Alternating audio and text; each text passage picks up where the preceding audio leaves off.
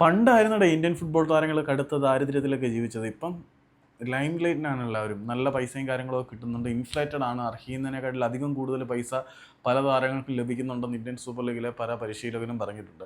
ഇപ്പം Kerala ബ്ലാസ്റ്റേഴ്സും Mumbai city F സിയിൽ നിന്നും സ്വന്തമാക്കാൻ ആഗ്രഹിക്കുന്ന ഇന്ത്യയിലെ ഏറ്റവും മികച്ച വിങ്ങർമാരിൽ ഒരാളായിട്ടുള്ള വിപിൻ സിംഗിൻ്റെ സാലറി അദ്ദേഹം ആവശ്യപ്പെടുകയാണ്.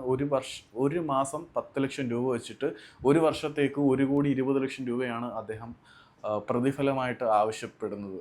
അത് മറ്റ് അലവൻസസോ ഇൻസെൻറ്റീവ്സോ ഒന്നും ഇല്ലാതെ അദ്ദേഹത്തിന് ആവശ്യപ്പെടുന്ന തുകയാണ് ഒരു മാസം 10 ലക്ഷം രൂപ. അങ്ങനെ ഒരു വർഷം 1,20,00,000 രൂപയാണ് അദ്ദേഹം വേറെ ആഡ് ഓൺസ് ഒന്നുമില്ലാതെ ആവശ്യപ്പെടുന്ന ബേസിക് പ്രതിഫലം. അപ്പം കേരള ബ്ലാസ്റ്റേഴ്സ് ഈ ഒരു സാലറി അദ്ദേഹത്തിന് കൊടുക്കുക എന്നുള്ള ഒരു വളരെ വലിയ ചോദ്യചിഹ്നം തന്നെയാണ്.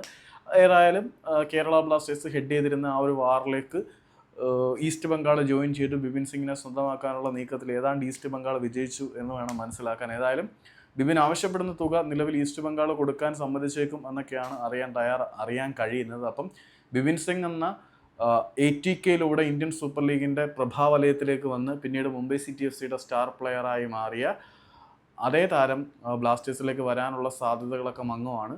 അപ്പം 1,20,00,000 രൂപ പുള്ളി ആവശ്യപ്പെടുന്നത് കൊണ്ട് തന്നെ അത് ആനുവൽ കോൺട്രാക്റ്റിനാണ് പുള്ളി ആവശ്യപ്പെടുന്നത്. അപ്പം ഈസ്റ്റ് ബംഗാൾ താരത്തിനെ സ്വന്തമാക്കുമെന്നാണ് നിലവിൽ നമുക്കറിയാൻ കഴിയുന്നത്.